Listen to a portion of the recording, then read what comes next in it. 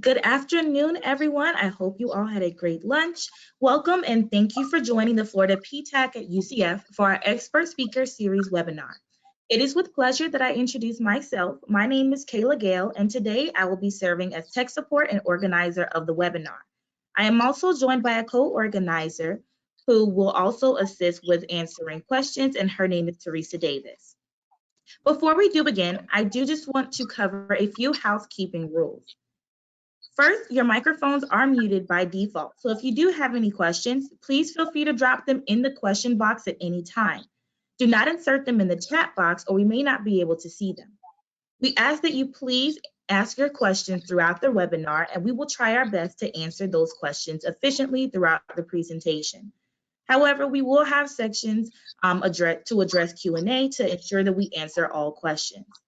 Also, make sure that the questions you are asking are specific as possible, as this will allow us to better assist and ensure we are addressing your questions appropriately and accurately. Please do not use the raise hand feature, and we can only take questions through the question box. Also, a copy of today's presentation can be found under the Handouts tab in the GoToWebinar panel, and approximately 1 hour after this webinar, you will receive an evaluation survey. We ask that everyone please take the time to fill out this evaluation because they are important in helping us to continue to provide the webinar resources to you. The survey results may be shared without your personal information to the speakers, the SBA, and other funding organizations to allow us to continue providing these presentations at no cost. So if you do enjoy these free resources or find them helpful, please be sure to fill it out as soon as you get it or at your earliest convenience. To give an introduction to our PTAC team, first, if you are not a PTAC client, feel free to register at spdcorlando.com/consulting. And the PTAC team does consist of our program manager, Steve South at ucf.edu, which is his email, and also our procurement specialist, Kara Vernon. Now, I am going to pass it on to Kara, who is going to continue for the rest of the next part of the presentation. Thank you, Kayla. Just one little typo that I'd like to point out. The website link is missing the D in Orlando. We will correct that on the set of slides that we will be sending out. But just wanted to point that out. That won't take you anywhere. Well, I shouldn't say that. I don't know where that will take you, the web link right now. If I can get the slides to change. Okay. So I'm Kara Vernon, Florida PTAC at UCF business consultant. And I'm going to tell you a little bit about the difference between the two organizations that are co-located together at the National Entrepreneur Center. The Florida SBDC at UCF that Kayla reports to, and so does Teresa, is a small business development center. There are 8 offices throughout Central Florida. There's a team of over 20 business consultants, and they do special programs for second stage companies also. So from day one of starting up, just even thinking about opening a company, to going from earning 10 million to 20 million a year, SBDC is the group to go to. For government support and help, the Florida PTAC at UCF was established, and PTAC stands for Procurement Technical Assistance Center. We are funded partially by the Department of Defense. So the DoD understands that it's complicated to do business with the government. So that's why we're here to support you and to get you up and running to be able to be a successful supplier to the government at either the federal, state, and local level. We support clients at all stages of government contracting, from when you're just thinking of starting up your company, or all the way to once you've won contracts and closing out, or you're selling your business.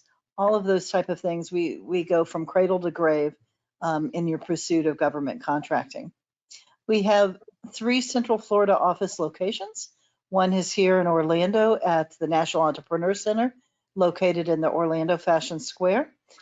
We have another office at Eastern Florida State College over in Cocoa, just south of Kennedy Space Center, conveniently located there. And then the UCF incubator in Winter Springs. We also have an office at that location.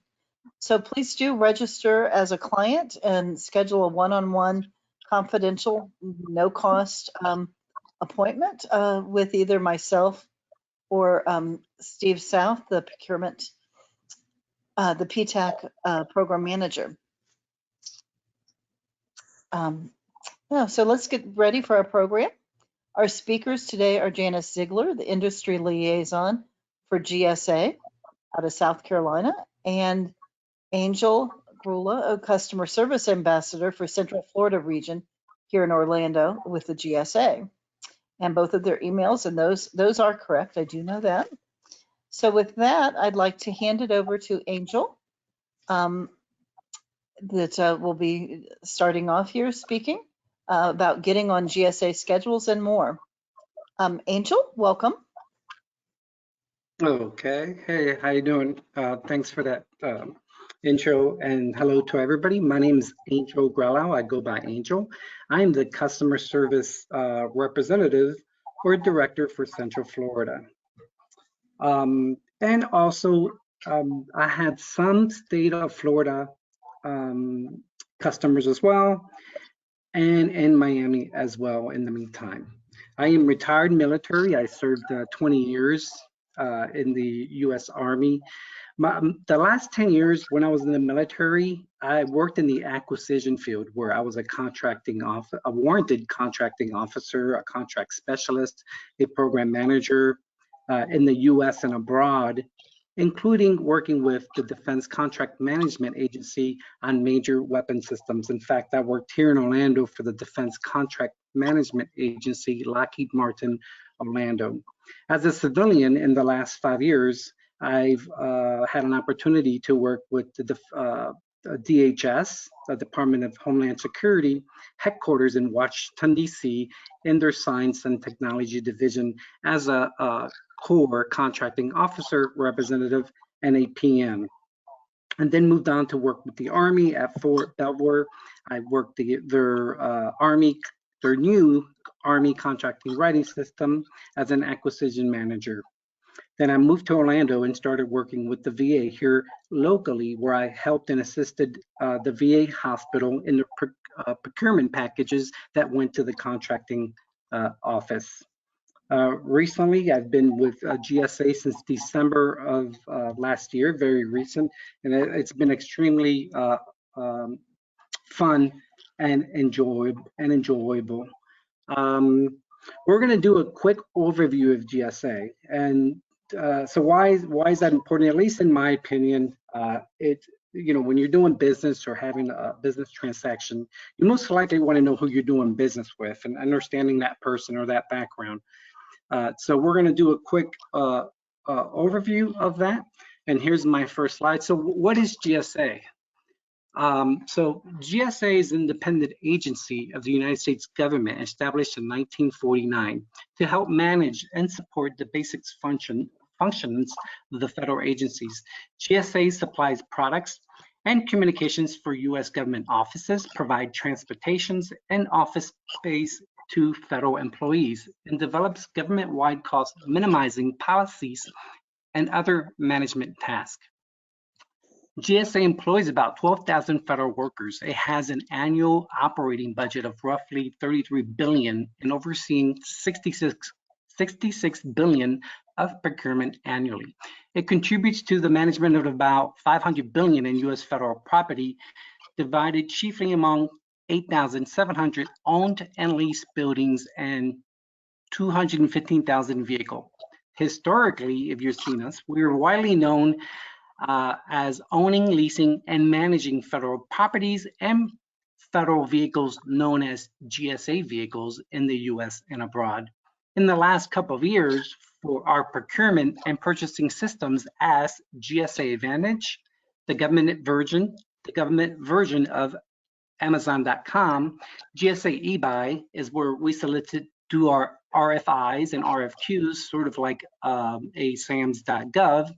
And we also manage other big systems as the centralized database for government contracting, as you guys know it as SAM.gov, just to name a few. Can I have the next slide, please?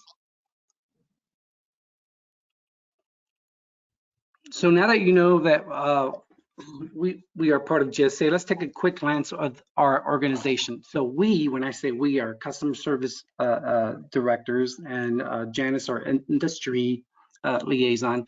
We fall under the Federal Acquisition Service. Can I have the next slide, please? Okay. The Federal Acquisition Services have various departments and various solutions and services, which include products and services, technology, the motor vehicle, as I talked about, like the GSA vehicles, the transportation, the travel, and procurement and online acquisition tools like the ones I previously mentioned, like the GSA Advantage and GSA eBuy. We fall under the CASE, which stands for Office of Customer and Stakeholder Engagement. And so it enables GSA to better understand customers' requirements and become a strategic partner in helping agencies meet their acquisition needs. Next slide, please. So what is a customer service director? So this is the GSA representative that assists customers' requirements for the range of acquisition services, solutions, and options, and to become a strategic partner in helping customers select the best value solution for their needs. CSDs, or customer service directors, provide and assist to all government customers and vendors, like customer service support to their areas of their respective areas. They provide resolution to problems and answers questions from GSA customers. Examples include assistance with existing GSA contracts or possible mods or future requirements. We give seminars on a variety of useful topics and training on GSA solutions. Training for government employees come in the form of continuous learning points. And also customers like you, like vendors, like training we're doing today. And GSA, the different GSA e-tools, as well as GSA Advantage and GSA eBuy, as I previously mentioned. Also, we provide valuable source of information on all GSA programs. The goal is we want people to use GSA for the best value solution for the government. As you see the geographical areas, depending on the workload and the complexity of our customers in Florida, depends how many customer service reps or directors will be in that state. For example, in Florida, we have myself in Central Florida. In the Space Coast, we have somebody in the Space Coast Cape Canaveral region. We have somebody in Tampa, Mr. Rob Back. We have somebody in Jacksonville, and in the Panhandle, we have another representative. So it all depends how many customers, and the complexity and distance determines the need of a customer service rep, needs and support. And also we might occasionally help and assist backfill folks that are on a temporary assignment. Can I have the next slide, please? Angel? Yes. I'm sorry to interrupt. We do have two questions if you have a moment. Okay. The first question is, do you provide construction contracts? Yes, we don't provide. Our customers are in need of, and I'll go into that in detail, more of our customers, but yes, construction contracts are needs of requirements for our customers. One that's out there right now that I've seen recently, I know the VA is in need of some constructions that I've noticed in SAM.gov, but yes, definitely. Awesome. The second question is, they're kind of confused with the GSA. Is this the system that a company has to be approved and have a sales of at least $225,000 in government sales? No, to be, No. and go ahead, Yes. Janice. Oh, I'm so sorry, Angel. The answer is yes, and we're going to talk about that as soon as on the next part. We're going to talk about that. Awesome. And again, you guys keep bringing in the questions. If they are going to cover it later and you feel like you have more questions based off what they do cover, you can ask it at that time. We did have one question come in while we were talking. Does the GSA offer security contracts? Yes. Yes. Okay. That's all the questions we have for now. Thanks. All right, no problem.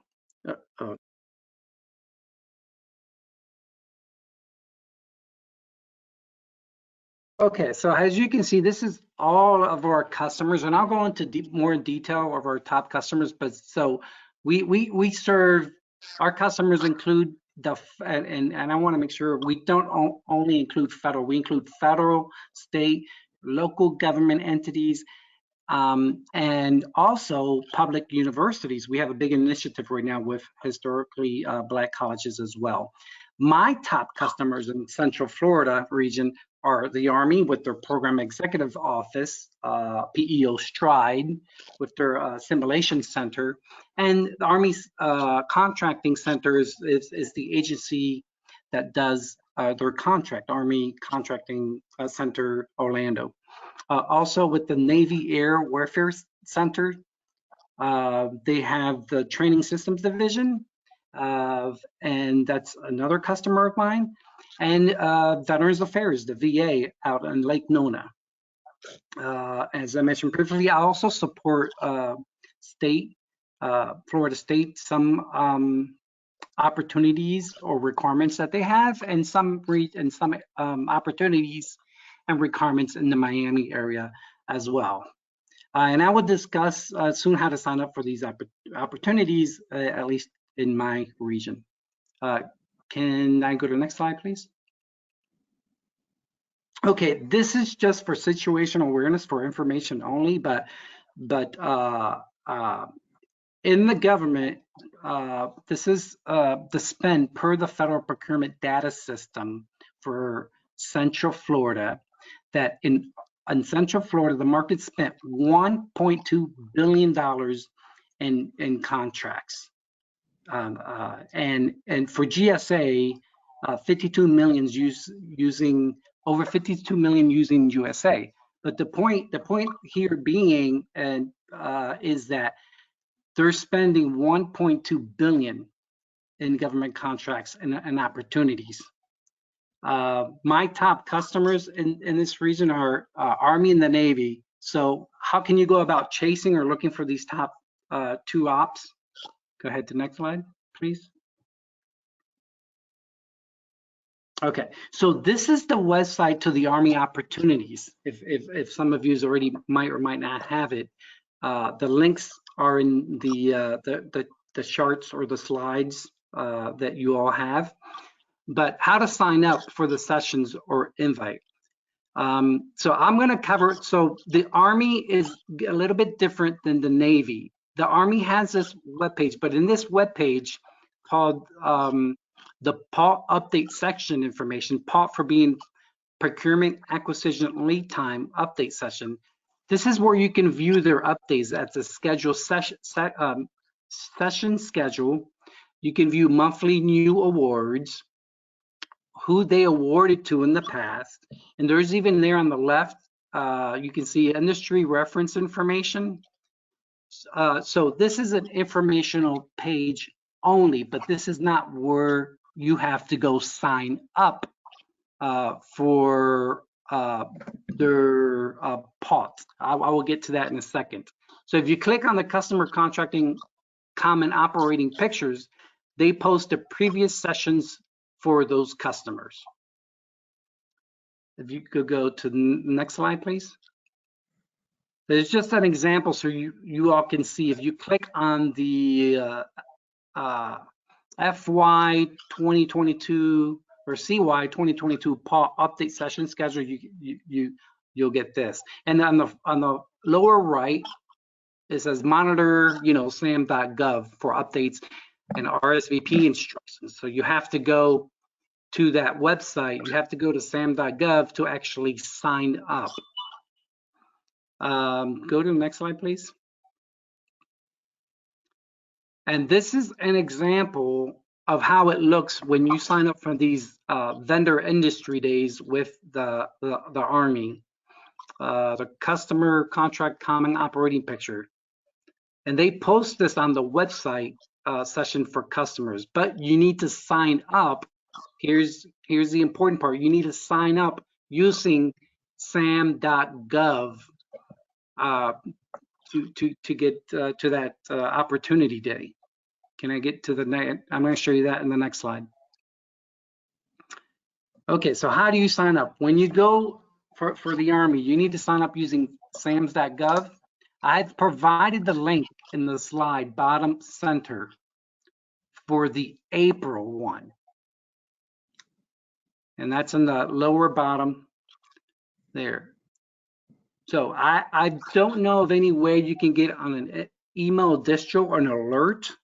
The only way that I know for PEO Strider for the Army is to get on that link on the bottom there.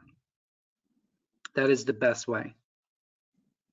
And I'm also going to cut and paste and provide to the organizers so they can provide you, if I can do that here, but I have the link for the April one already. Well, it's the link that I received. So your best bet is to sign up and you'll get an automated email. So really important before I finish with the Army opportunities is that there is an Army page to view historical information, and you have to sign up using SAMS.gov, and so that's the important takeaway here. Okay, is there any questions so far? Because I know that could be a little bit confusing. Yes, there is. Does GSA offer elevator maintenance or oil removal contracts? Yes. Okay. And curious to know more about the HBCU initiative. What type of contracts opportunities does that entail? Okay. Angel, I'll be glad to answer that one. Go ahead, Janice. Okay. Yes. Interestingly, we have 67 registered historically Black colleges and universities throughout the Southeast.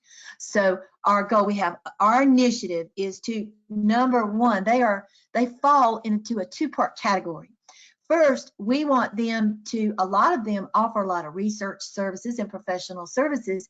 We already have 3 of them in Alabama that have GSA schedules. They're on GSA schedule, and they are earning, I think last year Alabama A&M showed a gross earnings of $8 to $15 million. So that's one initiative. So our goal is to bring on more of them and give them that business opportunity. The second one is that they are also one of our state and local customers. So we have initiatives in place, cooperative purchasing, state and local. Some of you that may be getting on GSA schedule would fall under that if you're IT or security, or if there's a disaster such as the pandemic, everybody was using our schedules. So they become a user of our schedules on the second part. Okay, thank you, Janice. Mm-hmm. Okay, can we go to the next slide, please?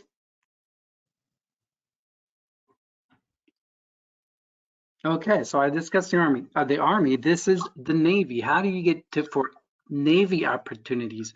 Well, the Navy hosts bi-monthly, so it's easier for me, at least, because when you registered, you've already added. You don't have to go to SAM.gov. You've already been added to their invitation or to their bi-monthly email distro. Then once you get that email, you just simply go to the link and join. That's what you'll get on the right-hand side of the slide is what you get once you join.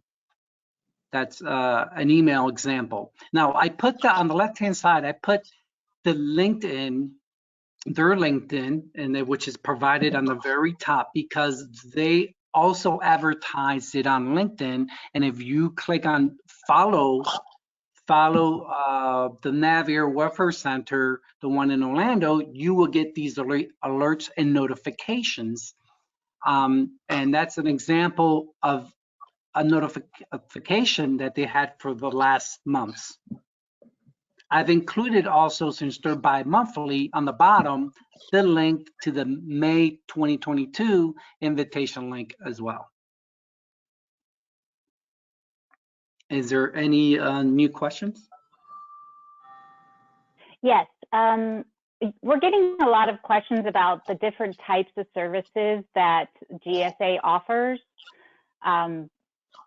Do you cover that specific type of information? I know that when Steve does our how to start, you know, he says in general, government buys almost everything. So with that being said, I think people are wondering what the GSA does and does not do. I just have a lot of questions here about the types of services that the GSA buys for. Yes. When we get to my part, which is coming up real quick, I will be going over all of that, and I think everybody will be very satisfied about everything. Okay. Okay. And yeah, did you go to my next slide? Thanks, Janice. I was just about to say the exact same thing. But let me take a quick second here to, oops. Okay, take 1 second.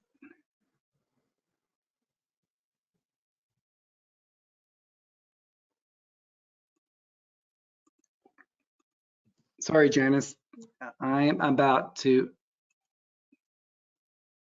introduce my computer. Okay, here you go. I apologize for that. So Okay.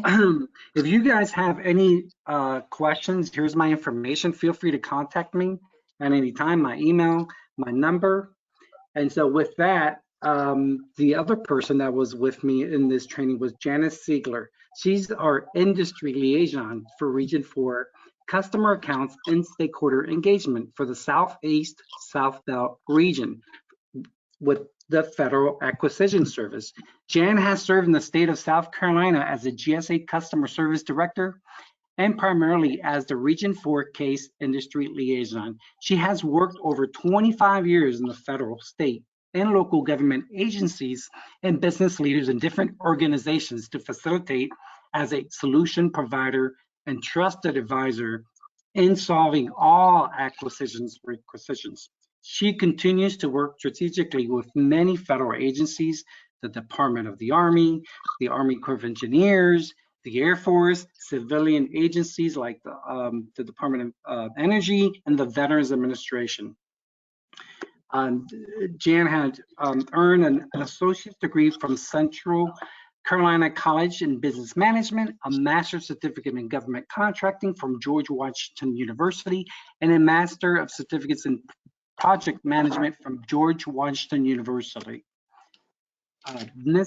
She currently resides in Sumter, South Carolina, and supporting the growth of her local community. With that said, welcome, Janice. Oh, thank you so much. Hello to everyone. My name is Janice. Everybody calls me Jan, so you're welcome to do that as well. Now, here's what we're going to do this afternoon. I will say not the next slide yet, but I'm going to tell you that because I've been doing this for a long time, I have a lot of information that I want to share with you. And we're going to get right into it about how to do business with GSA, to get a GSA schedule.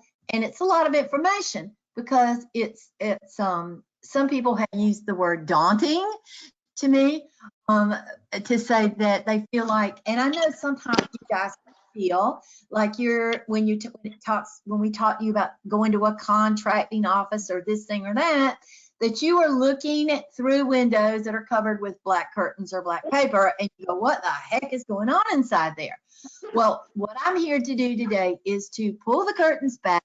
We're going to enlighten you on a lot of things. So here's what we're going to start off with, okay?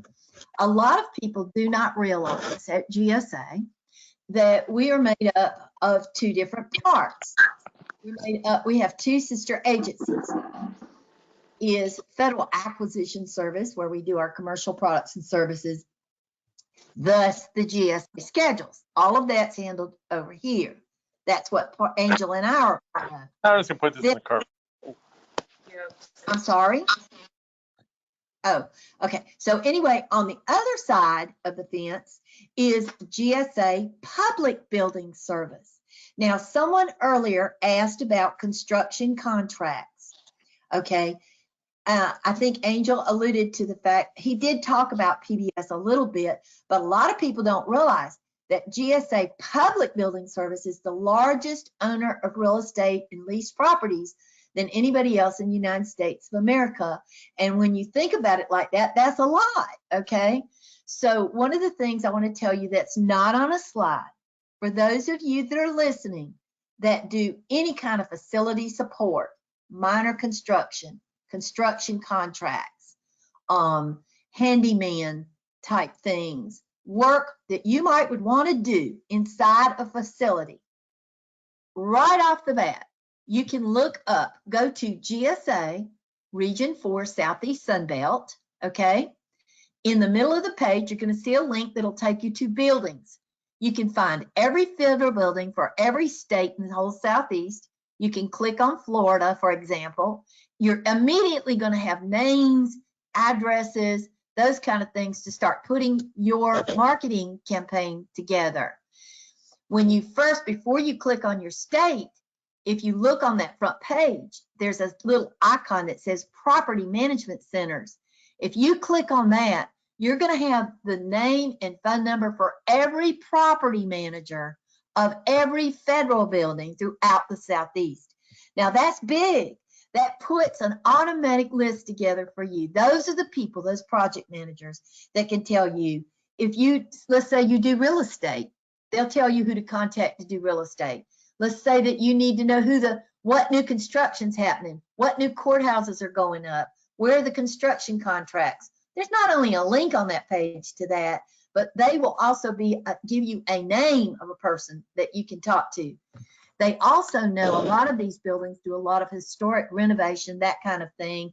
Maybe it's even janitorial services and so on and so on. So knowing that, that's a huge piece of doing business with GSA that is very often left out. But I wanted you to have that from the get-go in your pocket so you can take it with you, because I know a lot of people on that probably that are on here. I heard elevator maintenance, okay? All of these property management centers know the work that's coming up for their appropriate or assigned federal buildings. So that's just a shoe-in, an easy little thing for you to know right from the get-go. And that's without having a GSA contract or anything. That's just doing business with GSA as a federal agency. Okay. Jan, can you repeat the webpage for them to go to for that? Yes, absolutely. Please go, just Google GSA Region 4 Southeast Sunbelt. And then you just literally just click on it. Great, thank you. You're welcome. You're welcome. All right. So here's what we're going to do today. You can go to the next slide. I've been, as Angel was telling you, I've been doing this for a long time. Can we go to the very next slide? Thank you. So here's some of the things that we do to help small businesses. And I'm not a slide reader. I am here to tell you the do's, the don'ts, and to give you some information that will help you move forward. You are going to hear me talk to you today about your readiness to do business with the federal government as a target market. That's the first big piece. You already, some of you may be startups. What do we do about that? How can we help you if you're a startup and you don't have past performance? We're going to talk about it. All right. So we're also here to look at your target markets. So you guys already know whether you're a startup or you've been in business for 35 years, you know who your customers are. In the outside world, we have two sectors. We have the private sector, which is our commercial folks, okay, the people you might be doing business with now. Then we have the public sector, which is all of us in federal government, state, local, community, anything government, all right? When you look over here at this big old target, when you look at this big old target market, you may be near a federal facility or whatever, or you see stats from newsletters that you get. And when it talks about $100 billion+ went to federal, were spent on federal contracting, everybody goes, well, we want a piece of that, and we want you to have a part of that, okay, one way or another.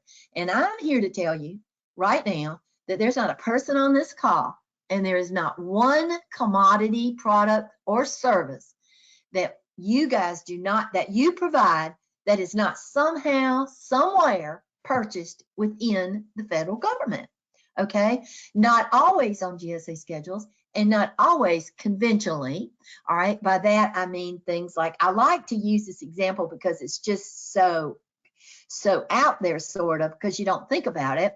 But about 8 years ago, true story, I had a retired guy retired Air Force, that came in my office and said, I want to do business with the federal government. I want a GSA schedule. So I'm like, okay, what do you do? And he said, well, for years I've had a farm, and I'm a farmer. I raise produce.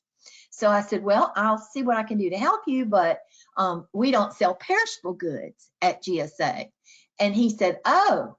And I said, but that does not mean you cannot do business with the federal government. Our commissaries are buying produce, and they love doing business with the local community and some of our diverse communities. They're looking for it. So go to DECA and find out how to do business with the commissary. To this day, he drives a truck and honks at me, okay? He does, because he is selling all of his produce on a yearly basis to every commissary in the entire Southeast now, okay? So that's just a simple point to show you that there's a lot of money spent in the federal government and almost on anything, all right? So just a few things that are on this list. The top one I read because it's my favorite. I love sharing ideas and best practices for small businesses throughout the country, which is what I do. I have been a customer service director for all these years, but in the past 2 years, I've been focusing on helping you guys as vendors. And for those of you that may already have a GSA schedule, industry partners, all right? And this is how we grow. We're partners, all right? Regardless, we're partners. I get information from you. You help me. All the ideas, I promise you, that you guys share with myself or with your customer service director like Angel, we share and elevate so we can make things better for you guys. And that goes along with your concerns as well. All right. So we do work a lot with our small business communities. We collaborate with our PTACs and our Office of Small Business Utilization at GSA, with the Small Business Administration, Chamber of Commerce, our senators, our congressmen. We work with all of them to try to make things better for you. Okay. Now, there's a bullet on here that talks about driving down prices and delivering better value, which reduce costs. But I want to tell you that is just a compliment to everybody that's on this call as a small business owner, because you guys are what makes our commerce work well and helps us provide those products to the federal government or state or local or community in any instance. So congratulations to you. And that competitive spirit is what makes this whole program and what you do great. Okay, next slide.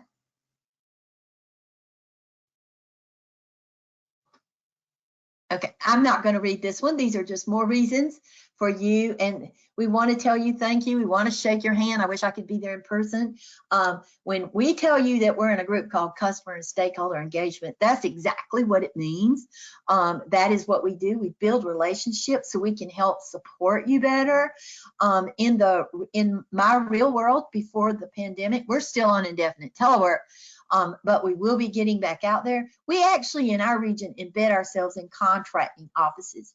They are our customers. We have our boots running. We are out there to learn how they buy things, who they buy them from, and to make sure they stay fair and equitable, because that's what we are, a fair and equitable government agency. So that's what we do. But these are just a few good things, few good bullets to express our reasons for what we do. Okay, next slide. Now, in fiscal year 21, I'll just tell you this, we've talked about this a little bit already. $500 billion in goods and services were bought, from paper clips to janitorial supplies. And that should say, I apologize, there's also a typo on this page. It should say, as of FY 2021, over $100 billion were contract awards All right, so that gives you an idea of how much is spent. And like it says, anything from paper clips to grommets to materials and clothings to medical supplies and laboratory supplies and PPE and every service or advanced research that you can think of, okay? Now, this one's important because I'm here to tell you that you'll hear me say this again. The two things I want to leave here emphasizing is your readiness and the knowledge, that knowledge is power. And when I say knowledge, you're doing that today. You're listening to us so you can hear about the programs and just what makes this whole thing tick in the federal government, okay? But you're going to have to drill on down, which we're going to do in another session, and learn how to do market research.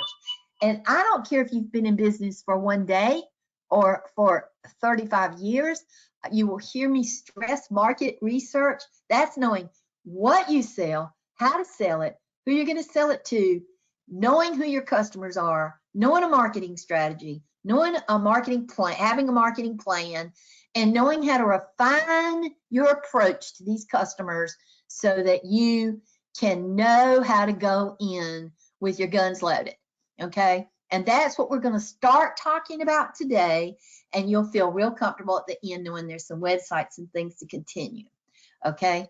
So, and we know that we want you to overcome any uncertainties that you might have, but it is possible. Any business you have or any work you do with the federal government, even with the GSA schedule, is only as good as the amount of effort you put in. All right, this is a tool. Everything you're going to hear about today are tools for your toolbox. All right, so next slide. We do have a couple questions. Sure, let's go. Okay. All right. So the first question is, what is MAS? I think you may have used this acronym before. Yes, thank you. I'm sorry about that. The multiple, and right now we'll just go ahead and talk about it. The MAS stands for Multiple Award Schedule. Now, some of you that may have heard about GSA for a very long time may remember that we had multiple GSA schedules. The old name was the Federal Supply Schedule, okay, FSS. The new name became MAS, or Multiple Award. 2 years ago, we began a consolidation of those schedules. So there were 23.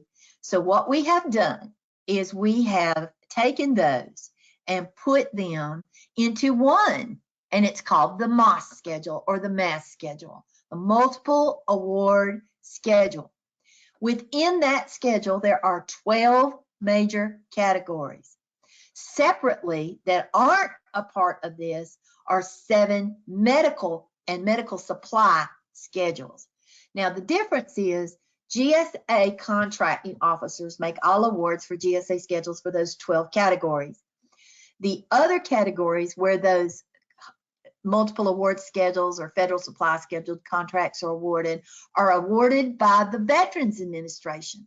They have what they call the National Acquisition Center for the VA. And because they are specialists in medical, they award those. And we can help you on both sides of the fence in how to get one of those schedules.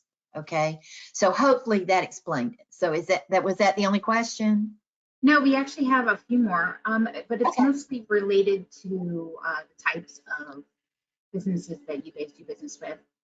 I'll start with this one. What type of service does the GSA have? How can I do business offering services like strategic cleaning of equipment, invoice management, warranty management, supply chain functions, et cetera? And what site do I go to?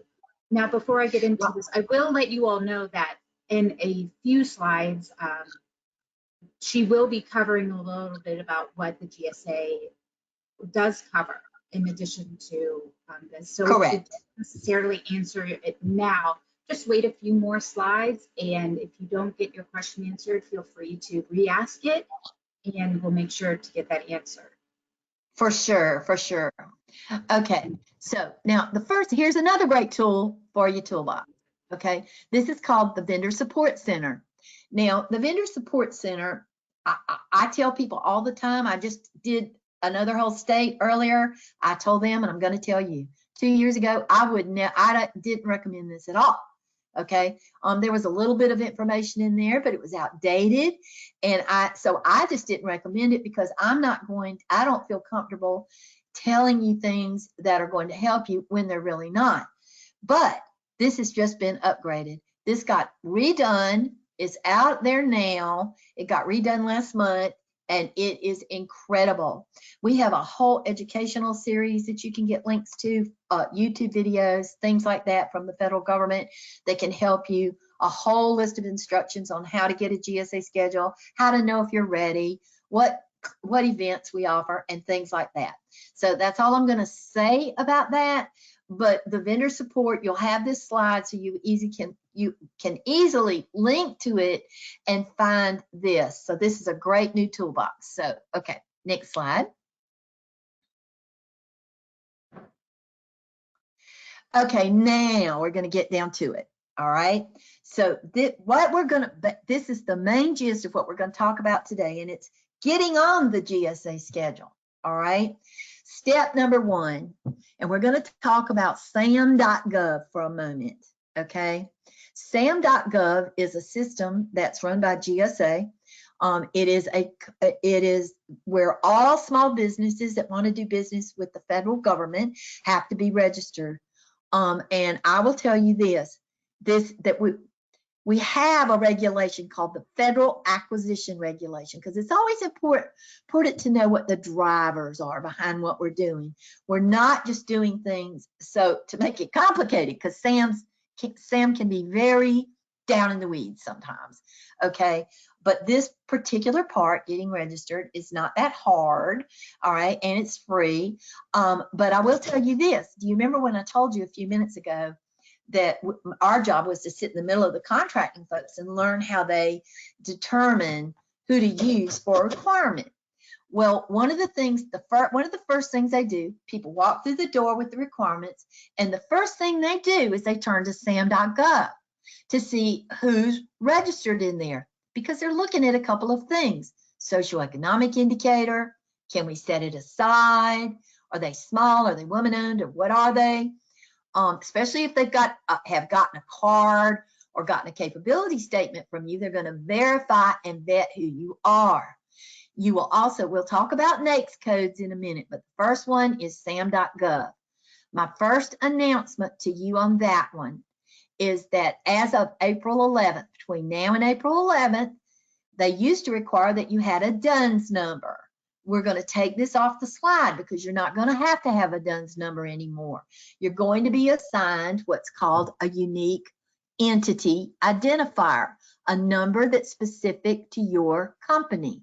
It will automatically be given to you. If you had a DUNS number, it's already been assigned. You can go in there and check yourself out, and you'll see that you already have a unique identifier. Okay, so that's number 1. That's the reason why you should be in SAM. And it also states in the FAR, that's kind of the minimum requirement to do business with the federal government. All right, is that we need you to be in SAM so that we can verify who you are. A lot of times our contracting folks like to use, well, they do. They absolutely try to find people in the local community as much as possible. People don't know that they do that or think they do, but they do. Okay, so they're seeking sources, they're seeing who's out there. So you want to make sure you're in SAM, and you want to make sure that your information is correct. And now I'm going to talk to you about your North American Industry Classification Code, or your NAICS code. Some people call it a NIAC. There's different, it doesn't matter how you pronounce it, it's still the code assigned. It's a federal government coding system, which absolutely tells the federal government that that's what you do. That is what you sell. Okay. So in other words, if you're in furniture management, office furniture, these are broad classifications. They're very broad. Okay. You may need to look and narrow it down. Modular furniture may have a separate one. So you can easily Google the NAICS code finder. You can just type that in Google. It'll come up to the North American Industry Code Organization, and you can put in what you do. It will help you find where you belong. okay? And that is crucial, all right? So if you're in SAM and there's no NAICS code, people still don't know who you are, all right? That's what they put in the search box. They put the search, tell me everybody in Orlando, Florida, or Miami, Florida, or Jacksonville, Florida, wherever, that can sell this product. And that's what it brings up. And it will hit, and they put in that NAICS code. So, and we can always help you with that. The PTAC office can also help you with that. All of your helpers can help you get into the right category, okay? So that's important. You need to also make sure that you have a business plan. Now, SBA is great about templates for capability statements, and especially one for business plans. You need a capability statement and you need a plan. You say, well, I haven't been in business but for a few weeks. Not a problem. Start it. Put your company information on there. Put your NAICS code on there. Put a description of what you do. Give examples. Remember this, for every sale that you had, that is a success story, okay? Think about it like that and share. There's nothing a federal government customer does not like better than a success story. All right.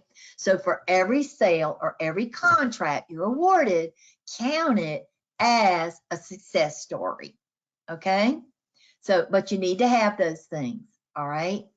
And then we're going to show you, I can talk you through this. By the way, I do a lot of one-on-ones. So I've actually done over 3,000 virtual one-on-one meetings about where I can show screens and show people, walk them through the entire process. I'll be glad to do that with anybody that wants it after all of this call. But you'll just have to ask me we'll have to secure dates and times, okay? But that's what you need to do. We've got to find you the right solicitation. Now, I heard a lot of questions. I'm hearing a lot of things about services. One of the main 12 categories is professional services. We have new ones such as HCATs, which is human capital, all the things dealing with employee relations, financial advisors, all these things. We have categories for everything, okay? The next one, applying for a digital certificate, has gone away, all right? Now you're going to do an electronic offer. So if you're doing this yourself, you will, a lot of times the big thing is, well, how much is all this going to cost me? It's going to cost you man-hour time. It is, okay? And we're going to talk about what the expectations are in just a few minutes, but you will be doing this as an electronic offer. And we no longer require people to send out to do a verification through Dun & Bradstreet of their past customers. We don't do that anymore. That was like $185. But now they're going to give you a template where you will fill in your like 3 or 4 of your best customers with invoices and that kind of thing. All right. So, and then we can show you how to download the applicable solicitation, complete pathways to success training, and respond to the solicitation in its entirety, to include, if you're working on one now, when I say entirety, I mean, if there's a blank and it doesn't apply, put NA. Don't leave anything empty. Always at least put NA. And then, of course, you'll submit your e-offer. We're also going to look at a website now. There's more good news, okay? We now have a website that gives you the complete roadmap to everything I'm telling you to do today, guides you straight to the application, straight to the templates, gives you a checklist. So it'll say complete all of this, gives you the explanations. It's the most wonderful thing. It has come out in the open in the last year and a half, and I personally love it, and I'm going to show it to you in just a few minutes. So next slide. Hey, Janice, before we move on to the next slide, we do have a couple questions from the last few slides. I just haven't been able to catch up with all the questions just yet. I apologize, everyone. No, I think it's great for people to ask questions. Hasn't the readiness assessment been moved from the VSC to the GSA roadmap? It is in both places. The answer to the question is it has not been moved. It is in both places. Okay. I think that the difference, Right, it used to be easily seen. There's a tab at the top, and I apologize, I can't remember exactly which one. I don't know if it's under training or what, but it is in both places because I did just look at it. Okay. And then the next question is, we actually had 2 people ask this very same question or similar enough. Can you list more than one NAICS code? Absolutely. If you're dealing with, for example, I'll give you an example. So let's say that you do yes, you can, they're called NAICS codes. And you'll see when you look in the GSE library that now the categories and SINs are also NAICS codes. Okay, so you want to make sure you include, so if you're doing an IT, if you're loading an information technology hardware and software, all of those might fall under different NAICS codes. So you might have those. You'll have one for ancillary services, so you can do the installations. You can add another one called OLM that covers order level materials for anything you need when you're working on special projects. So the answer is yes, you can list multiple. Okay, thank you. That's all the questions we have right now. Okay. All right, now this talks about, this is just, we're not going to stay on this slide for very long. Forget DUNS number. We're not going to do that anymore. We just got we've been notified before, but we got another reminder yesterday from GSA about doing away with the DUNS number. So you already know about that, and we've talked about NAICS codes. So we can go on to the next slide. Now, this is the website where if you have not already written a business plan, if you're just thinking about maybe starting a new business or that kind of thing, I like this because it puts your thought processes. I think a business plan is crucial. It puts your thought processes about having a business in the right direction. You know, in other words, estimating your return of investment, that's very important. The whole thing about this is to make money, of course. All right. So we want to make sure what our expected returns are. We need to know we need to have a marketing plan and a determination of whether or not you have dedicated personnel ready for the new venture. Okay. And that can apply to both markets, because the federal government target market is going to require some maintenance and attention. So that's just a really good valid point. All right. Now, market research, which you've heard me talk about a lot, and you'll hear me keep talking about it, is as far as doing business with the federal government is this: which federal agencies have purchased my product or service? Now, not just, we want to know what they've bought recently, but you know what my advice is to you?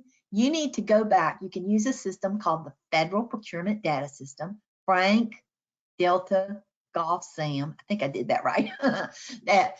.gov. All right. Federal Procurement Data System. All right. FPDS. I said a G. I don't know where I got that. So I apologize about that, but it's FPDS.gov.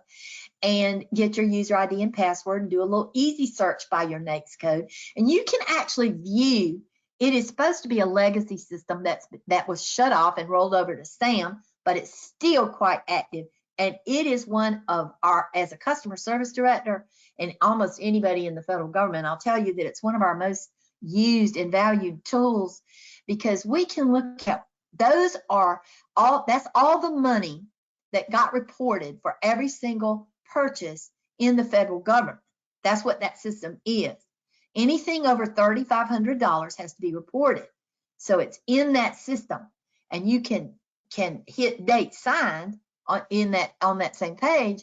It will bring you up from today. You could go back for 10 years. Now, do I think you should do that? No. But like for whoever, I'm going to use whoever was asking about elevator services, for example, okay, as an example. You can go in there and put the NAICS code for elevator services, or just put elevator services. Hit date signed, and it's going to bring up all the contracts that have been written to do that work between today and 10 years ago, okay? Now, you don't necessarily want to look at 10 years worth. Surely you don't. but you want to look at the last year or two because of this. You don't need to just know what's right now. You need to know what elevators, who didn't have a contract before then to do it. It's an ongoing need. If they bought it today, they bought it last year, all right, or the year before.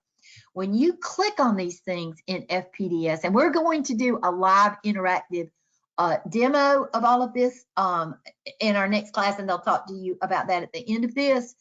But it's important to know what Angel and I call expiring contracts. So when you hit view on any of these, it's going to say the contract was awarded today and it expires June of 2022. That tells me I need to be marketing with that contracting office to say, hey, I'm a woman-owned elevator business. Okay, I'm right over here. I can do it. And you need to be sending them your capability statement. All right. So that's an example of what I mean by market research. You need to know where they're located. It will tell you on that system. What was the price? It's on there. It'll tell you exactly how much money they spent and what the buying trends are and forecasted sales. Now, for example, on this one, we need to know buying trends and sales trends. We do. That's important. A year ago, in 2020, we had a huge spend and buying trend for PPE, for example. All right, state, local, federal. It slowed down in 21 because people had bought pallet loads of some of these things. Then at the end of 21 and the beginning of 2022, as it came around again, we saw another surge happening for requirements for that particular thing. So it's important to look at that, okay? Important to look at that kind of thing. All right, so next slide. These are just some of the certifications. I'm certainly not going to read all of them. Small Business Administration or your PTACs, they can help you determine. It's important that you look. You want to be declared. There's set-asides. There's different things that go on with our socioeconomic indicators. A lot of people ask me, in the last class I did, I was asked, are they really tracking how much small businesses use? The answer is yes. Okay, we have an Office of Small Business Utilization at GSA, and the federal government monitors in each of category, and these are just some of the categories, but for every category, the federal government assigns a new percentage every year of how much has to be used. So they are closely monitored. I will also tell you that seeing last year's results for nationwide, there was not an agency that did not exceed these goals for these categories. A few fell short on woman-owned, okay? So, but other than that, they all well exceeded. So the answer is yes, they do monitor. So next slide. We have a few more questions before we get too much further. Okay, all right. Okay.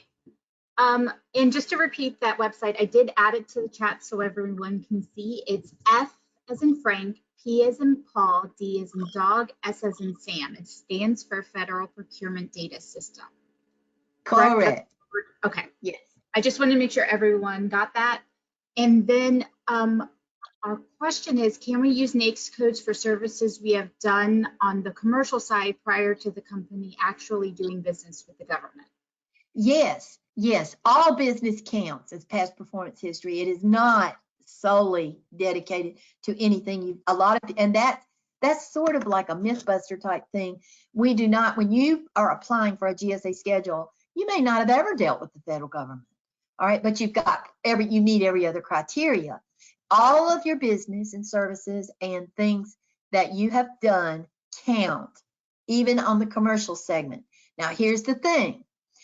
You do have to, you're going to be required to show, so in other words, if you're doing office furniture and you've got the big broad category for office furniture and you've been selling it on the commercial market, you say to GSA, we've got 10 years of past performance history selling this NAICS code. Well, you have to back it up with financial invoices, things like that, so our financial folks can see that that is indeed what your company is doing. You see what I'm saying? So, right. But yes, the answer is your commercial sales all count. All right. Okay. All right. And then There's a few more. Okay. So that will show contract revenues for a NAICS. Does it also give company names too? I think they were referencing the information on that you were talking about on the federal procurement data system. Yes, it will tell you who won the awards. That is the actual documentation of the actual dollar amount in contract award. So it gives you everything, place of performance, name of the contracting officer, everything. Okay. It also allows you to do queries, and you can do it through SAM as well. But I'm going to show you something else that might help even better in just a few minutes. Earlier, I told you that we had consolidated into one multiple award schedule. So here are some of the categories, and it cuts off. So I don't think I'm seeing all 12, but that's okay. I'm not really worried about that because I know you can see it. I just need you to know, and these are 12 major categories that are extremely inclusive. Now, the ones are top winners, okay? The top ones where most of the money goes would be professional services, IT programs, all right, anything for information technology, and then security and security services. Top 3. IT and security can also, our schedules, once you're on schedule, can also be used by state and local, okay, and communities and fire departments, all right? So IT and the security services are eligible. You'll be labeled as cooperative purchasing. Anybody that has a schedule will be coded as disaster purchasing, all right? But it's very important. Disaster purchasing can only be used like when there was a state of emergency for the pandemic, for example. The president and the governor had declared a state of emergency. Hurricanes come, floods come, anything like that. Then Florida is one of our best users of the cooperative purchasing program. They know when that happens, they can buy anything off GSA schedules, okay? So that's kind of another reason to kind of think about it. All right.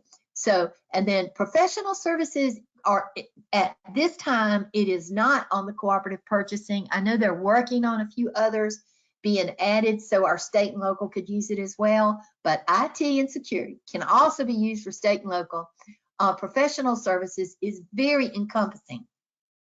Now, one reason to consider being on GSA schedule, some of you may have contacted a contracting agency or talked with an end user that said, we need you to be on a GSA schedule, okay? Well, the reason for that is because a lot of agencies have put in place something called FSSI or Federal Strategic Sourcing Initiatives. For example, the Air Force has one in place that says, GSA, you're in charge of GSA schedules, and those Air Force customers have a program called 2GIT, and nothing can be bought outside that program without a waiver, okay? All of those people are on GSA schedule, all right? So that's an example, and more agencies are going to more and more things. Office products, we have federal strategic sourcing initiatives where so many industry partners are chosen for that program, and then everybody can be on office management, but to be part of the FSSI list, from where it's mandatory, they on-ramp like every 3 years, okay? So, but I'm telling you that so you'll kind of understand the background initiatives, why you might want to start thinking about being on a GSA schedule. Now, one of the things also to think about is in readiness is this, and I always tell people, I am extremely truthful with people. If you have a niche on something, or you're finding where you're making a good profit because there's not a lot of competition or whatever, probably need to hold off until there is, okay, frankly, you know. But remember, there's rules out there. So even if there's one person on GSA that's selling a similar product or service, you might want to think about having a GSA schedule, because the other factor in all of this is this. There is a separate quote system. It's called eBuy, GSA eBuy, okay? It's the GSA eBuy system. And the problem with that, for you, if you're not on GSA schedule, is it's not open for public view, okay? So you only see what's on SAM.gov, or you're looking at long-range business forecasts. So there might be, if you're in a professional service, you may be completely missing out on having access to that quote system, all right? I monitor for the region, for all of us in the Southeast Sun Belt, I monitor that program every day, all right? Every day I look for things that are in our region so we can tell the customer service director so they can help the customer. So I know that there's just, and they're going to do a whole new thing called a bot where it's just going to be coming in like crazy. So this is food for consideration in your readiness assessment, whether you want to do business with the federal government or whether you want to be on GSA schedule. Oh, next slide. Before we get to the next slide, we do have a few more questions. Okay. And I will start with, there's a lot more to this question that I need to, so I'm prefacing this to the attendee who asked the question. There's a lot more I need to develop into the question to make sure that I got it all, so I will do that at a later time. But the question I can give you right now is, how is a new product introduced once it's in the GSA ECAT? Well, the introduction, once you're in a system like ECATS or you're on GSA schedule, the marketing is up to you, okay? We do host industry events and outreach events for federal customers. We're starting to allow industry partners on things like HCATS and ECATS and OASIS and professional services to actually have networking, and you advertise it through your networking events. But the advertising of it, if that's what you mean, is on there. And I will tell you that I'll be glad to talk with you. You'll have my contact information. So if you'd like to send me an email so we can have separate time to talk about it, I'll be glad to go in, in just as deep as you need to go into that question. We have about 5 more questions if we have them, if you have time. Okay. One of the clients says, I need to learn more about identifier.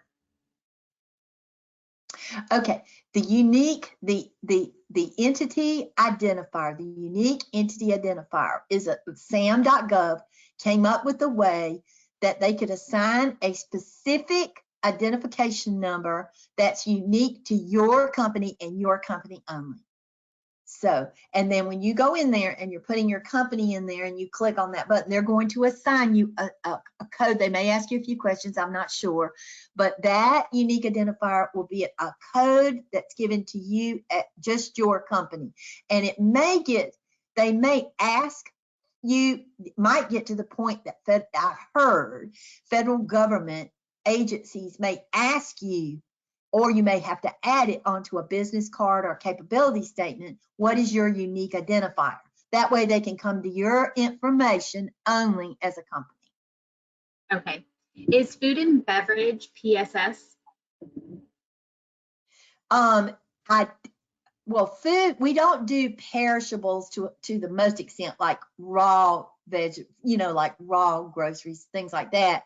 But we do have some minimal hospitality food service type things that fall under GSA schedules, and it should fall under hospitality, I believe does fall under professional services, yes. Okay, are GSA schedules awarded based on competitive bidding or qualifications only? Qualifications only. We're going to talk about that in about 2 seconds. Okay. My company is able to use the GSA schedule awarded to our distributor. Does that mean we don't need our own GSA schedule in order to do business? They are an authorized Microsoft computer software vendor. No, it does not. You need your own, and I'll tell you why. The federal government agencies, especially DoD, came down hard on that a while back because they can list you. They will go in and tell their GSA administrator to list you as a vendor or a supplier of their product, but you need your own. And the reason is because for that agency to get socioeconomic credit for using you as a small business, the money has to be awarded to you and to your tax ID number, not the big business. So it used to be that they would award it to the big business turn around and award it to you, pay you your money. But that they weren't getting credit for the small business side of it. So they turned it around, and now you need to have your own GSA schedule so that the money can be awarded to you, and then you take up however you do with your supplier. Okay, this is the last question I'm going to cover. We do have more questions, but I'm going to wait until the end because we are so close to the end of this webinar. Right. So Right. the last question is, I keep reading about OASIS. What is this? Okay, under professional service, there is an on-ramping device. It is where certain categories, they will, for professional services, might be staffing support, research support, engineering support. They actually have different categories, and they have a small business pool. But everybody, say you have a contract for a professional services contract, well, then what they do is they segregate that, and then they'll say, you've got this. Now, out of that pool, we're going to compete it, and everybody can send in white papers or whatever to get on this list. It's sort of like a blanket purchase agreement type of list. So that's what the OASIS pool is all about. And they only on-ramp and off-ramp at certain times, and they announce it in SAM.gov. Okay, thank you. I'm not going to interrupt you any longer until we get to the end. Okay, that's okay. So That's ask okay. the rest of the questions then, okay? Okay, all right. So now talking about the solicitation, okay? It tells you right at the front, each solicitation requires corporate financial information, past performance, commercial practices, and proposed GSA, a proposed GSA price list. All right, this is where most of the time comes from in this. Okay, it is not impossible. It's not hard. It's not that hard to understand. It's just this is a big chunk of where your time goes. Most of you probably have this information. It's just a matter of putting it in the right order in the electronic offer. Next slide.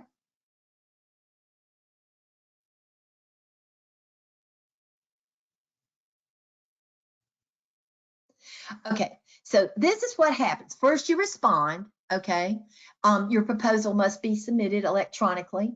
It goes to a contracting officer. There's actually, what it doesn't tell you on here is it kind of goes through almost 4 or 5 different areas. They have a financial person and all of that, all right, for a review, which is why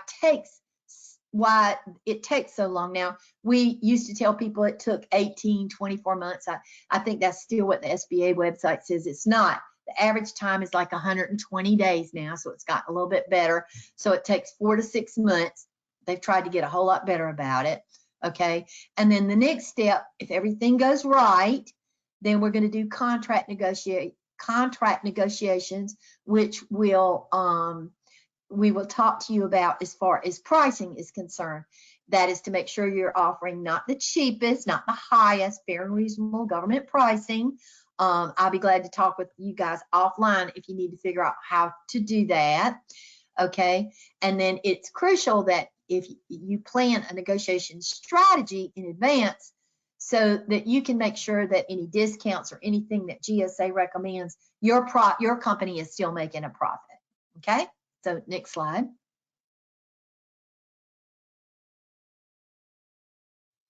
And then there's the final proposal. And then of course they will send you your GSA scheduled contract award number. So next slide. Now, before we go forward, let me say this, okay, about getting on GSA schedule. One thing that I wanted to talk to you guys about, I think it's important that you know right from the front the things that you need to be watching out for. For example, once you get a GSA scheduled contract, you will be required in the first 2 years to sell $25,000 worth of your goods or services. $25,000 each year after that. That contract is good for 5 years with 3 5-year options, but you have to, number 1, continue to make sales. Number 2, effectively use, they'll give you a digital system. All right, they're going to give you a digital reporting system where if you made sales, you report them and pay 0.75% of any monies you earn, less than a penny on the dollar, and then, or you report 0. Okay, so it is incumbent on that. I don't think at GSA years ago, some people had a schedule and lost their schedule, but I think it was kind kind of a drop, like you got it. It was people went through all this work to get on GSA schedule, and then who's going to tell you what do I do with it now? You know, I know because I get all these phone calls every day, and people are like, okay, now what do I do with it? Well, the good news is we've got a lot of help out there to help you move it forward. It's not overnight, it's a lot of work, but we can help you move it forward. Now, this website in blue right here is the greatest thing that ever happened for me at GSA, okay? And it's because over the years, I've helped a lot of vendors, all right, try to work through this system. And it gets so complicated, people very often would get discouraged or whatever. This system is the new roadmap, and I know somebody on here already has seen it because they mentioned it, but this is great, all right? It goes through, this could just go in your favorites and stay there until you're ready. It'll go through, are you ready? All the way down to the roadmap of what to do next. It goes from 1 to 2 to 3. It's actually got definitions. It can help you find the right NAICS codes. It can take you directly to the application for the actual solicitation. And here's something people don't know. When you go to SAM.gov, you're going to find the solicitation for the application for GSA schedules, but you're not going to find the templates. There was too much data, so they're not over there. All right, where are they? They're at this website right here. I've had people hunting and pecking for days trying to find the doggone templates. Well, the templates are on here in the middle of the page. They're on here for the solicitation in general and for that appropriate category. So here's your templates. There's a number 2 says assemble your offer, checklist of everything you got to do and write. Okay. I love a good checklist. I'm a lister. All right. So I love a good checklist. And I think that way you can't go wrong. You just can't. If you've done, it says complete all this and you've done it. Remember what I told you, never leave anything blank. Always, if it doesn't apply, put NA. But once you've completed all that and your NAs, you're in pretty good shape. Okay. Next slide. Oh, back up one, please. Okay, this is what the page looks like. I just want you to see real quick what it looks like, okay? We're not gonna get stuck on it because we're running out of time. We only have a few more minutes, so, but I wanted you to see what it looks like. So next slide. Additional resources, that's just a little bit more information for you. So next slide. Even more resources, and of course we can't live without our minority development centers, our business centers, and our PTACs. So we want to make sure that you know that information's out there. So next slide. Now, this is the social media resources. Let me tell you something in marketing. When you're doing your marketing plan, don't leave out social media, okay? Do not, all right? You've got to remember that some of these, I know because they're on my Facebook, all right? I follow Corps of Engineers, Shaw Air Force Base, whoever it is, I follow them. They're putting information, contacts, and business opportunities out there on the social media. So over on the Twitter side of the house, hashtag GSA OSTBU or OSDBU. Make sure if you're on Twitter, that's the one you load. Valuable information, industry events every day of the week. Okay, just great. Interact is a GSA community for vendors. It's a vendor community forum. Education, information, blogs you can share with each other, everything on that one. Next slide. This is a diagram of doing market research. You've heard me talk about this a lot today. I'm not going to I've already said all these things, but this is a good diagram that you can keep. Just if you're a brand new company, please print it and just kind of put it up there so you'll know in the order of things. And so next slide. We've already talked about NAICS codes. Remember, a NAICS code is what you do. It is key. We can talk about product service codes at another time, but the NAICS code is the key part. Okay, so next. All right. Have a solid understanding of your federal market. I gave you FPDS. I'm going to show you a couple more in just a second. But know your key players, know their policies, their initiatives. And listen, you should not always be talking to an end user. Find the program managers, use LinkedIn. I heard Angel tell you, here's LinkedIn. You can find these people over there. Okay, next slide. This is about FPDS, more information. The website and link is on this page. So next. All right, electronic library.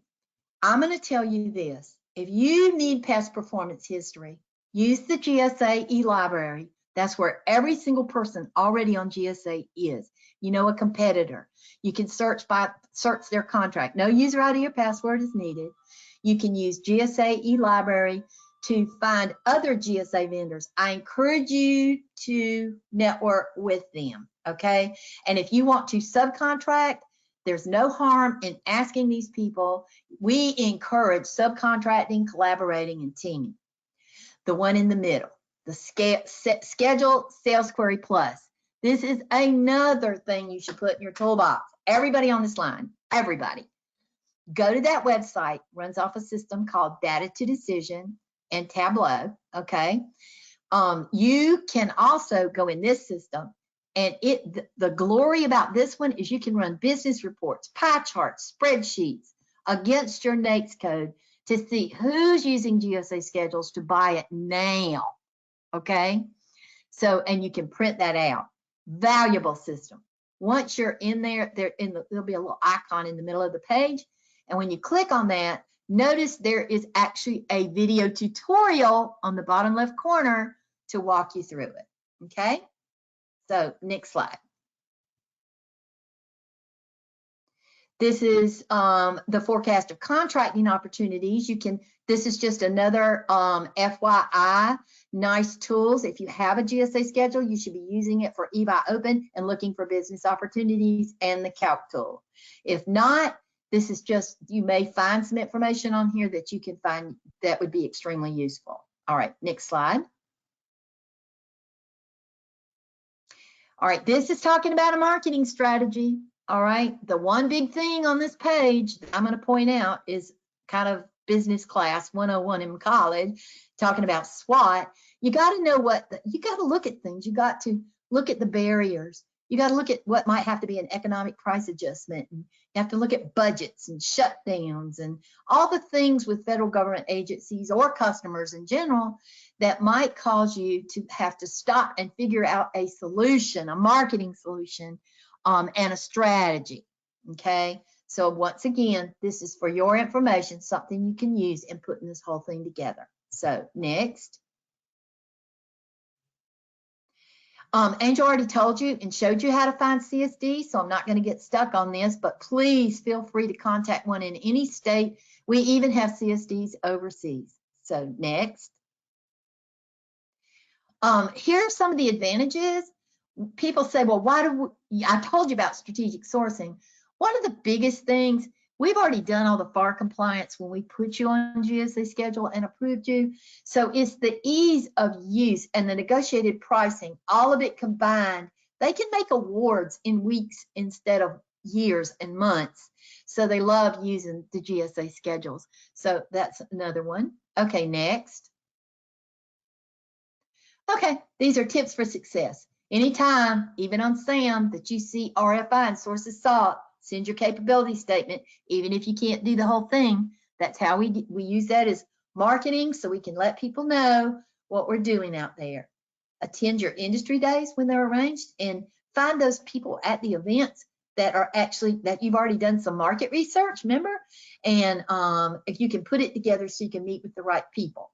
Network with other GSA contractors, and then hopefully once you get a GSA schedule, you can check eBuy for some extra business opportunities. So next.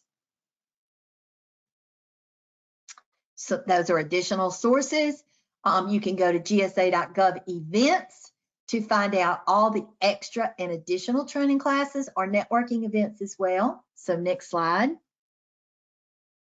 And that's it. I made it. So that's me. And Chastity Ash is our regional Office of Small Business Utilization. She's an advocate for those of you that feel like you're not being treated fairly or you have a specific problem. But I am the industry liaison. I'm Jan Zeigler. I have an open door policy and I'll be glad to help you at any time. Thank you so much for being patient. I know that was a long presentation. Thank you, Janice, for Janice. presenting. We do have a few more questions. Sure. But before we get to them, did you want to mention anything, Kara, before we get to the questions, or would you like to do the closing statement? Oh, no. after the questions? No, go ahead and do the questions and then we'll. Okay. Let's see. Excellent presentation. Thank you for the services. Is there a site where they could review past contracts that their company has had with the federal government? Yes. Two things. If you do not have a GSA schedule, that's one of the things you can do at the federal procurement data system that she put in the chat. You can actually look your company's name up. And if you've had any government sales at all, and it was over $3,500, it will show you. Excellent. The next attendee has a servicing company in the real estate space. Are they able to get contracts? Absolutely. Now, it won't be a GSA schedule, but what it will be is we have people, like I have a point of contact that I can email you guys. His name is Major George, and it's just major.george@gsa.gov, who's in public building service.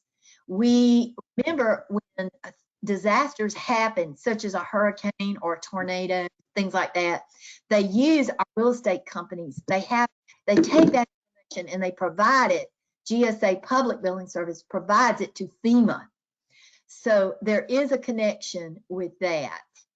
So, and I'll be glad to try to help you find out who you know, Major George can help you find the exact right person to help you with real estate. Let's see, how hard is it to get approved for the Startup Springboard? Ah, interesting. Okay, quickly, let me talk about the Springboard. Now, we have two ways. This is only for information technology folks, okay? Only for IT. One is called GSA IT Fast Tracking, all right? The Fast Track, which you can just Google and it'll tell you all the eligibility requirements, but that's the same thing. You need the past performance, the 2 years, the price list, everything except for one difference. If you have a customer who says, look, you've already done some work, now we need you to be on schedule, and they're willing to give you a letter to submit with your package, you can submit it to the GSA fast tracking folks who can approve that within 90 days. Okay, so that's one. The IT Springboard is for emerging technologies or people that have corporate experience and have access to an emerging technology. And what they do in this case is they let you provide, instead of financial invoices for 2 years, you can do just a financial statement and use your education and professional experience in lieu of past performance history and get approved in 90 days. Okay. So, and also there is you can just Google GSA IT Springboard, but that's the difference. One is like regular, except you have to have a letter from your customer. The other one, this is like brand new. I don't think it's that hard. Go to that website though and look at all those eligibility requirements. All right.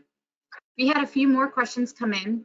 I do want to cover that this presentation, the PDF of it is in the handouts tab for you guys to take.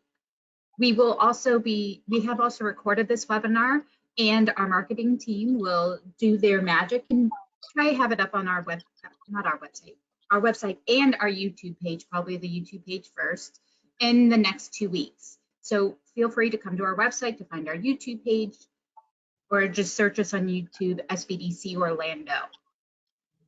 So you should be able to see it and have this PDF, but in order to get the PDF, you really will have needed to be here today for it. So that's the only way we can get it to you. Make sure you download it before you go. The next few questions are,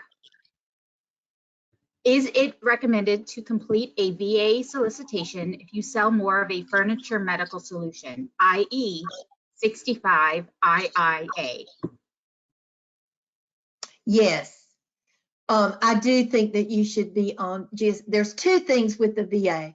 One, if you're a service disabled veteran owned company, then make sure that you're on their supply chain list at VetBiz. Okay, that's number one. And then number two, I do think you should find your medical equipment and furnitures over on 65 and get on that schedule. I do believe that, because the VA is truly on board with using these schedules. Okay. Is there a way to find forecasted work that's not currently under contract, such as fiber optic installation? It is, and that is a really good question. So let me say this, and it's kind of a general answer, and away from this, I might be able to help them. But for every agency, every single agency has somewhere a long-range business acquisition forecast. Some you can Google and find, some you can't. For example, a lot of that type work is going on in Huntsville, Alabama at NASA Flight Center, stuff like that. They are really good about providing you that. If you need those points of contact in some of these places, just send me an email and I'll send you the name of the person that can help you with that. But these people are putting out forecasts. I've been on 3 this week. Those forecasts run from between now all the way through 2026, they're forecasting. So they're really putting it out there long range. Okay. And let's see. I just got done entering technical proposals, corporate experience, but having issues moving forward to the solicitation provision. Okay. I'm going to ask that person, here's my email address, email me, let's set up a time where we can talk about it, so I can, and maybe you can show me on your screen which part of the e-offer you're having trouble with. Okay. Okay. How do you work with the GSA as a real estate developer lease involving new building construction? I've got the same answer. Contact Major George, or when you go, remember in the beginning, and I talked about GSA Public Building Service and looking up like the Southeast Sun Belt. Remember, we've got 12 regions, okay? So you can look at all 12. I just use our region 4 as an example.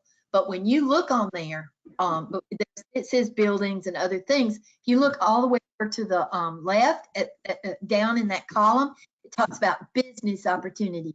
And it will talk about, when there are some, they'll talk about like new courthouses that are going up and new construction and that kind of thing. And Major George at he's with the Office of Small Business Utilization, and he can give you some points of contact in the construction element of GSA that takes care of those contracts. Okay. And just to confirm, it's Major George, MAJORGEORGE at GSA.gov. Correct. Okay. And somebody wanted to clarify, the lady, the OSBU is Chastity Ash. That's her full name? Yes, her name is Chastity Ash. Oh, sorry. I added an extra T in there. That's me. I apologize. I believe I've answered all of the questions as best I can. There are some questions that are in here that are very, very, very specific or very early stage government contracting. We do have a government contracting overview webinar the first Wednesday of every month, and you can see it on our website, FPDS-Orlando.com. You'll click on the upcoming webinars and upcoming seminars tab, and you'll be able to register for that. Or you can come and meet with Steve and Kara if you're in our Central Florida area. If you're not in our Central Florida area and you do register with us, then we will be able to have your address and provide you the closest PTAC or the closest SBDC location where you can continue to get services more local to you. It looks like that's all the questions we have, and Jan has given you her information in this webinar. Angel has also given you additional information for their contact information. So Kara, I think I'm going to turn it over to you and Kayla. Well, thank you, Teresa. And Jan and Angel, thank you very much for all of the information. I actually learned quite a bit today, and I probably will be reaching out with questions myself. So PTAC, we are always continuing learning and to be able to have the most relevant information to be able to share with all the small businesses. But to keep our doors open here at PTAC, we really would appreciate your feedback. We kind of get graded on the surveys as far as how many come in and everything. So please take the time when you get the email in your inbox with the link to the survey, and please complete that. I really appreciate that. If I could get my, okay. Here's a slide on our upcoming webinars. Every first Wednesday of the month, we have a government contracting overview class. It usually runs about 3 hours. Lots and lots of information is provided that time. We even do a live demo and research on the SBA dynamic small business search. So if you're not aware of that and the great marketing opportunity that provides to small businesses, it's worth attending. And that's April 6th at 9 a.m.